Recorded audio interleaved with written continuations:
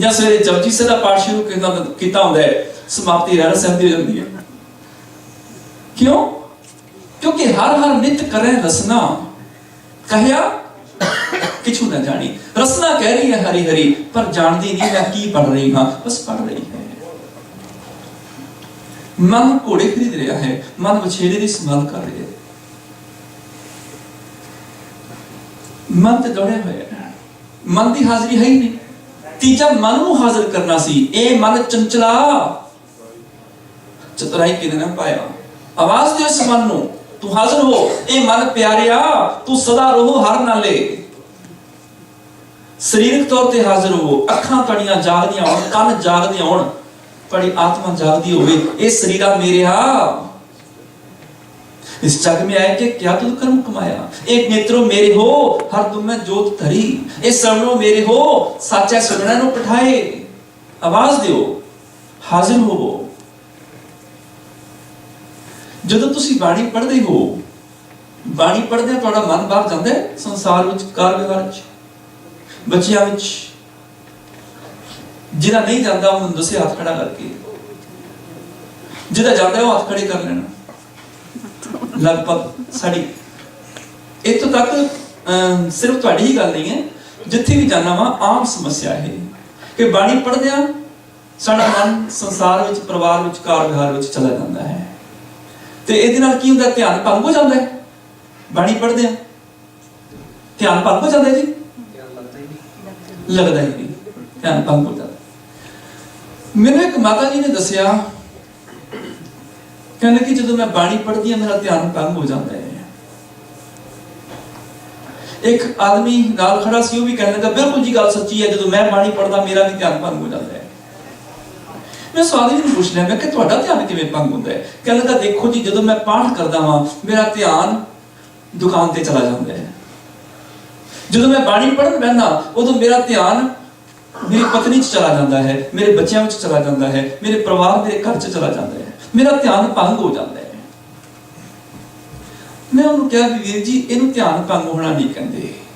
ਇਹ ਕੋਈ ਧਿਆਨ ਭੰਗ ਹੋਣਾ ਨਹੀਂ ਹੈ ਕਿ ਪਾਠ ਕਰਦਿਆਂ ਤੁਹਾਡਾ ਧਿਆਨ ਪਰਿਵਾਰ ਵਿੱਚ ਚਲਾ ਗਿਆ, ਦੁਕਾਨ ਤੇ ਚਲਾ ਗਿਆ। ਇਹ ਧਿਆਨ ਭੰਗ ਹੋਣਾ ਨਹੀਂ ਹੈ। ਇਹ ਇਸ ਗੱਲ ਦਾ ਸਬੂਤ ਹੈ ਕਿ ਤੁਸੀਂ ਜਿਉਂਦੇ ਹੋ, ਤੁਹਾਡਾ ਦਿਮਾਗ ਜੀਵੰਤ ਹੈ, ਤੁਹਾਡਾ ਦਿਮਾਗ ਪੱਥਰ ਨਹੀਂ ਹੈ ਵੀ ਸੋਚੇ ਨਾ ਕੁਛ।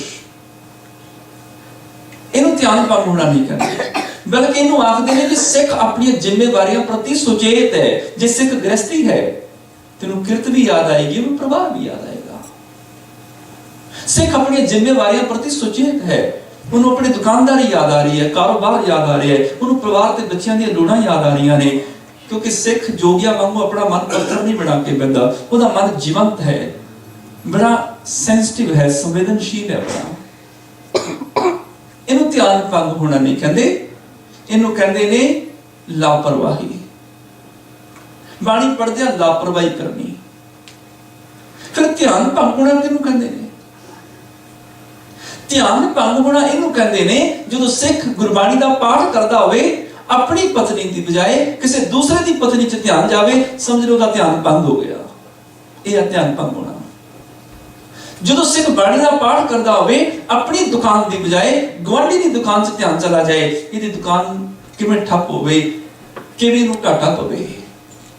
ਜਦੋਂ ਆਪਣੀ ਫੈਕਟਰੀ ਦੀ ਬਜਾਏ ਗੁਆਂਢੀ ਦੀ ਫੈਕਟਰੀ 'ਚ ਧਿਆਨ ਚਲਾ ਜਾਏ, ਇਹਦੀ ਫੈਕਟਰੀ ਨੂੰ ਅੱਗ ਲੱਗ ਜਾਏ, ਸਮਝ ਲਓ ਧਿਆਨ ਭੰਗ ਹੋ ਗਿਆ ਬਾਣੀ ਪੜ੍ਹਦਿਆਂ। ਜਦੋਂ ਬਾਣੀ ਪੜ੍ਹਦਿਆਂ ਆਪਣੇ ਬੱਚਿਆਂ ਦੀ ਬਜਾਏ ਗੁਆਂਢੀ ਦੇ ਬੱਚਿਆਂ 'ਚ ਧਿਆਨ ਚਲਾ ਜਾਏ, ਇਹਦੇ ਬੱਚੇ ਫੇਲ ਹੋ ਜਾਣ, ਇਹਦੇ ਬੱਚੇ ਬਿਮਾਰ ਹੋ ਜਾਣ, ਮਰ ਜਾਣ, ਮੇਰੇ ਬੱਚਿਆਂ ਨਾਲ ਕੰਪੀਟ ਕਰ ਰਹੇ ਨੇ,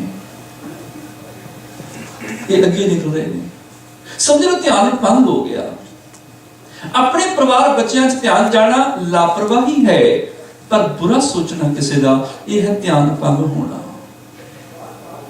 पर सिख बाणी पढ़दियां ना ते लापरवाही करे ना ध्यान भंग होवे, दोनों ही चीज़ां नहीं चाहिए, दोनों चीज़ां गलत ने। ध्यान भंग होना भी गलत है, लापरवाही भी गलत है। ते की कारण साडा मन बाहर क्यों जाता है? बाणी पढ़दियां साडा मन क्यों नहीं टिकदा बाणी विच? कोई दस सकदा है कि बाणी पढ़दियां साडा मन क्यों नहीं टिकदा, बाहर क्यों दौड़ जाता है? ਉਹਦਾ ਇੱਕ ਕਾਰਨ ਹੈ, मन बहुत शक्तिशाली है ते मन बहुत कमजोर है। एक कारण है, मन बहुत शक्तिशाली पावरफुल है, इन्ना तगड़ा है कि इत्थे बैठा सी हैलीफैक्स अगले सैकंड दे विच इंडिया पहुंच जाता है। बड़ा ताकतवर है। हुणे इत्थे बैठा सी, हुणे सूरज चंद्रमा ते पहुंच गया। बाणी पढ़दियां ਉਹ ਗੱਲਾਂ याद आंदियां ने ਜਿਹੜੀਆਂ कदे सोचियां नहीं ਹੁੰਦੀਆਂ, चित चेते भी नहीं ਹੁੰਦੀਆਂ। हालांकि दुनियावी काम करदियां ਉਹ ਗੱਲਾਂ नहीं याद ਆਣਗੀਆਂ ਜਿਹੜੀਆਂ ਬਾਣੀ ਪੜ੍ਹਦਿਆਂ याद ਆਉਂਦੀਆਂ ਨੇ। बचपन ਦੀਆਂ ਗੱਲਾਂ, ਸਕੂਲ ਦੀਆਂ ਗੱਲਾਂ याद आ ਜਾਣਗੀਆਂ ਜਿਹੜੀਆਂ सोचियां नहीं ਹੁੰਦੀਆਂ। ਹੁੰਦਾ ਤੁਹਾਡੇ ਨਾਲ ਇਸ ਤਰ੍ਹਾਂ ਕਦੀ? ਹੁਣ ਕਿਉਂ ਹੁੰਦਾ ਹੈ? क्योंकि मन बहुत तगड़ा भी है, एक पल विच किते दी किते पहुंच जाता है, ते मन बहुत कमजोर भी है। कमजोर इस करके है क्योंकि एक टाइम ते एक ही चीज सोच सकता है, दो चीजां इकट्ठियां नहीं सोच सकता। जिन्ना मर्जी सियाणा विद्वान बुद्धिमान इंसान होवे, जदों भी सोचेगा एक खिन दे विच एक चीज ही सोचेगा, एक टाइम ते दो चीजें इकट्ठियां नहीं सोच सकता। मन इन्ना कमजोर है, एक टाइम ते एक चीज सोच सकता है। मन कमजोर है। ਜਦੋਂ ਤੇ ਭੋਜਨ ਬਣਾਣੇ ਉਦੋਂ ਸਬਜ਼ੀ ਵੀ ਕੱਟਣੀ ਹੈ, ਧਿਆਨ ਸਬਜ਼ੀ ਚ। ਮਨ ਕਹਿੰਦਾ ਵੀ ਹੁਣ ਗੋਭੀ ਚੁੱਕ ਲੈ, ਹੁਣ ਚਾਕੂ ਚੁੱਕ, ਹੁਣ ਇਹਨੂੰ ਕੱਟ। ਮਨ ਕਹਿੰਦਾ ਹੁਣ ਪਤੀਲੇ ਚ ਪਾ, ਹੁਣ ਤੜਕਾ ਲਗਾ, ਹੁਣ ਇਹ ਕਰ, ਹੁਣ ਉਹ ਕਰ। ਮਨ ਕਹਿੰਦਾ ਆਟਾ ਕੋਲ ਫੁਲਕਾ ਸੜ ਰਿਹਾ ਉਹਨੂੰ ਪਰਤਾ। ਮਨ ਨਾਲ ਨਾਲ ਬਿਜ਼ੀ ਹੈ, ਦੱਸ ਰਿਹਾ। ਉਦੋਂ ਕੋਈ ਦੁਨੀਆ ਦੀ ਗੱਲ ਯਾਦ ਨਹੀਂ ਆਏਗੀ। ਤੁਸੀਂ ਸ਼ੌਪ ਤੇ ਕੰਮ ਕਰ ਰਹੇ ਹੋ, ਆਫਿਸ ਚ ਕੰਮ ਕਰ ਰਹੇ ਹੋ, ਮਨ ਬਿਜ਼ੀ ਹੈ ਉਸ ਕੰਮ ਦੇ ਵਿੱਚ। ਪਰ ਜਦੋਂ ਤੁਸੀਂ ਗੁਰਬਾਣੀ ਦਾ ਪਾਠ ਕਰਦੇ ਹੋ तो जवान पढ़ी जाती है, एक ओंकार सतनाम करता पुरख निरंजन मेरा काल मूर्त जोनी साहिब गुरु प्रसाद। मन वेला हो गया, मन फ्री हो गया। हुण की करे वेला मन? बाहर कुत्ते दे भौंकण दी आवाज आई, ओहदे नाल चल पिया। जदों बाहर कुत्ते दे भौंकण दी आवाज आई, याद आ गया, मन चल पिया भी गुआंढी दा कुत्ता बड़ा कीमती है, सुनिया बड़ा महंगा लेके आंदा उन्हें, जर्मन कुत्ता, शैफर्ड कुत्ता है। उतों ध्यान आया भी क्यों ना लेके आवे, आखिर एयरपोर्ट ते काम करदा है, चंगी मोटी तनख्वाह है। हुण एक मिनट दे विच ओहदे घर तो एयरपोर्ट पहुंच गया।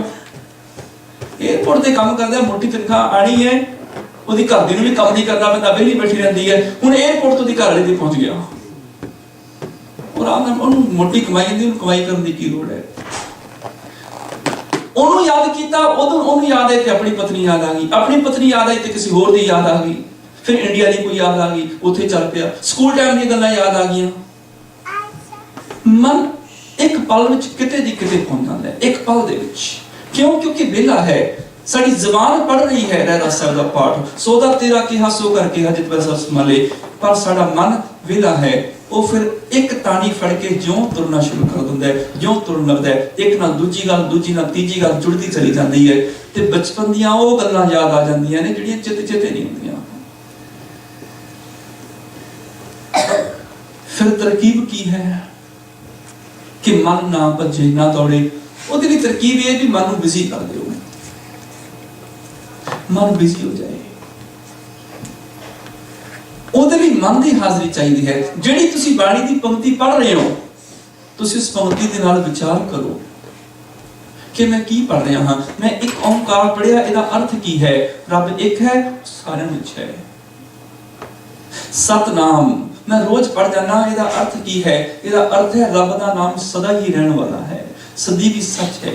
करता पुरख, करता मैंने पैदा करने वाला है, पुरख मैंने पैदा करके विच ही समा गया, सारिਆਂ ਵਿੱਚ ਰਲਿਆ ਹੋਇਆ है। ਜਦੋਂ ਬਾਣੀ ਤੁਸੀਂ ਵਿਚਾਰ ਕੇ ਪੜ੍ਹਨੀ ਸ਼ੁਰੂ ਕਰ ਦਿਓਗੇ, ਅਰਥਾਂ ਸਮੇਤ ਪੜ੍ਹਨੀ ਸ਼ੁਰੂ ਕਰ ਦਿਓਗੇ, ਉਦੋਂ ਮਨ ਅਰਥਾਂ 'ਚ ਬਿਜ਼ੀ ਹੋ ਜਾਏਗਾ। ਫਿਰ ਭਟਕਣ ਦਾ ਉਹਨੂੰ ਟਾਈਮ ਨਹੀਂ ਮਿਲੇਗਾ, ਦੌੜਨ ਦਾ ਟਾਈਮ ਨਹੀਂ ਮਿਲੇਗਾ।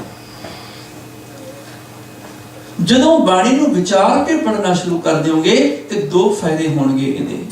ਇੱਕ ਤੇ ਮਨ ਬਾਹਰ ਨਹੀਂ ਦੌੜੇਗਾ, ਅਰਥਾਂ ਦੇ ਵਿੱਚ ਬਿਜ਼ੀ ਹੋ ਜਾਏਗਾ ਵੀ ਮੈਂ ਕੀ ਪੜ੍ਹ ਰਿਹਾ ਹਾਂ, ਤੇ ਦੂਸਰਾ ਤੁਹਾਨੂੰ ਗੁਰਬਾਣੀ ਦਾ ਗਿਆਨ ਮਿਲਣਾ ਸ਼ੁਰੂ ਹੋ ਜਾਏਗਾ, ਮੇਰਾ ਗੁਰੂ ਮੈਨੂੰ ਕੀ ਹੁਕਮ ਕਰ ਰਿਹਾ ਹੈ। ਕਿਉਂਕਿ ਗੁਰੂ ਦੇ ਗਿਆਨ ਤੇ ਹੀ ਮੈਂ ਜਿਉਂਦਾ ਹਾਂ, ਗਿਆਨ ਨਹੀਂ ਹੋਵੇ ਤੇ ਮੇਰੀ ਮੌਤ ਹੋ ਜਾਂਦੀ ਹੈ। ਜਦੋਂ ਬਾਣੀ ਅਰਥਾਂ ਸਮੇਤ ਵਿਚਾਰ ਕੇ ਪੜ੍ਹਨੀ ਸ਼ੁਰੂ ਕਰ ਦਿਓਗੇ, ਫਿਰ 10 ਮਿੰਟ ਜਪਜੀ ਸਾਹਿਬ ਦਾ ਪਾਠ ਨਹੀਂ ਹੋਏਗਾ ਤੁਹਾਡਾ, फिर टाइम लगेगा। जिहड़ी ज़बान रोज ही पढ़ जाती सी, स्वस्थ हाथ बाणी बनवाओ, सत सुन सदा मन चाओ, हुण मन कहेगा मना स्वस्थ दा मतलब की है? मैं रोज ते पढ़ देना वा। स्वस्थ कहने किनू ने, आंख का मतलब की है? मैं बाणी बरमाओ इकट्ठा पढ़ना है कि अलग अलग पढ़ना है? मैं सोचा तो सही, फिर बेध्याने नहीं पढ़ोगे। जो अर्थां समेत पढ़ोगे ਤੁਹਾਡਾ मन भी टिक जाएगा, ਤੇ दूसरी गल ਤੁਹਾਨੂੰ स्वस्थ ਦੇ अर्थ पता लग जाएंगे, आंख बाणी बरमाओ की समझ लग जाएगी, मेरा गुरु मैनू की ज्ञान की उपदेश दे रहा है। ਤੇ बहुत सारे लोगों ने मैनू ਇਹ ਬਾਅਦ ਵਿੱਚ ਦੱਸਿਆ कि ਅਸੀਂ ਇਹ ਇਸ ਤਰ੍ਹਾਂ ਕੀਤਾ, ਸਾਡੇ ਤੇ ਜਪਜੀ ਸਾਹਿਬ ਦਾ ਪਾਠ ਨਹੀਂ ਭੁੱਲ ਗਿਆ, घंटा लग गया सानू 5 पौड़ियां दे अर्थ करदे आ, रहरास साहब दा पाठ शुरू कीता, घंटा लग गया सानू 3 शब्दां दे अर्थ करदे आ, साडे ते नितनेम रह गया, की करिए? नहीं की समस्या है। हालांकि बिना विचारे तुम जो मर्जी पढ़ी जाओ, सारी जिंदगी पढ़ी जाओ, कोई लाभ नहीं होता, पर फिर भी जो तुसी करने नितनेम ते तुहानू आइडिया दे देना, जिस रस नाल तुसी नितनेम पढ़दे हो पढ़ लो। नितनेम करन तो बाद जपजी साहब पढ़न तो बाद 10 मिनट एक्स्ट्रा होर जोड़ लो, उस 10 मिनट विच की करो, जपजी साहब दी एक पौड़ी दे अर्थ पढ़ लो, अगले दिन दूसरी पौड़ी दे अर्थ पढ़ लो, तीजे दिन तीजी पौड़ी दे अर्थ पढ़ लो। 38 पौड़ियां 2 श्लोक ने, 40 दिनों में सवा महीने च तब जपजी साहब पूरे अर्थ आ जाएंगे। जो 41वें दिन जपजी साहब पढ़ोगे, जिवें जिवें पढ़ी जाओगे अर्थ अपने आप ही होंदे चले जाएंगे। ठीक है जी। रहरास साहब का पाठ करो, ते पाठ करन तो बाद 15 मिनट होर कर लो, एक शब्द दे अर्थ पढ़ लो, दूजे दिन दूसरे शब्द दे अर्थ पढ़ लो, तीजे दिन तीजे शब्द दे अर्थ पढ़ लो।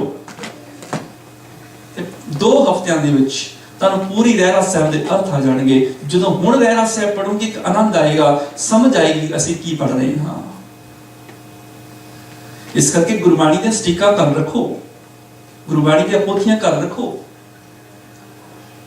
सिख दे घर लाइब्रेरी होनी चाहिए है, जिहदे विच सारे गुरु ग्रंथ साहब अर्थां समेत पए होण, गुरु ग्रंथ साहब सारा अर्थां समेत पिया होवे। 10 ही गुरु ਸਾਹਿਬਾਨ जीवन ਦੀਆਂ 10 किताबां पईयां होण।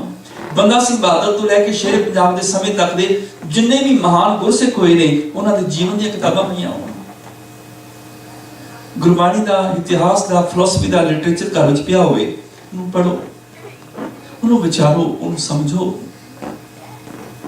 बिना सोचे विचारे सारी जिंदगी पढ़ी जाओगे तो वो समझ नहीं लगेगी, वो समझना पड़ेगा, विचारना पड़ेगा। जेड़े नवे नवे गुरबाणी पढ़न वाले ने, बिल्कुल नवे नवे, जेड़े अर्थ नहीं अजे कर सकते, जिन्हां नूं उच्चारण भी नहीं आउंदा, उन्हां दा उच्चारण बिल्कुल ठीक हो सकता है जे वो बाणी पढ़न लगे थोड़ी जी अखां खोल लेना, थोड़ी जी अखां खोल के पढ़न, थोड़ी जी, ज्यादा नहीं। किवें? जिवें अज दा मेरा सब्जेक्ट यही है, गुरबाणी दा शुद्ध उच्चारण।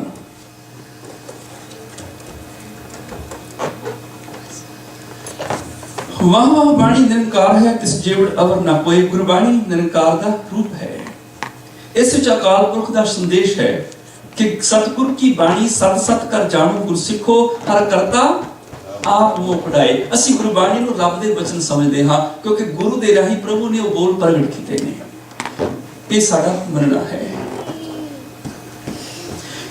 इसलिए जिस सुचज्जे ढंग नाल बाणी लिखी गई है, उसे ढंग नाल उसका उच्चारण ते प्रचार किया जाना भी जरूरी है। गुरबाणी शुद्ध उच्चारण का भाव की है कि अखरां का उच्चारण एक सार होवे, सारे अखर एक सार बोले जान, शब्द जोड़ ठीक ते शुद्ध बोले जान, लगा मात्रा का उच्चारण पूरी तरह शुद्ध रूप च होवे। लगा मात्रा मैंने कन्ना सिहारी ब्यारी औंकड़ दुरैंकड़ वगैरह। योग थां ते विश्राम दिता जावे, पाठ दी लय रस नहीं होवे। जदों भी तुहानूं जे सिर्फ पंजाबी आउंदी है ते बहुत है, काफी है पंजाबी, पर बाणी पढ़न लगिया थोड़ियां जिहा अखां खोल के उन्हें पढ़ना पड़ेगा। किवें? जदों तुसीं पढ़दे हो इस पंक्ति नूं किवें पढ़ोगे?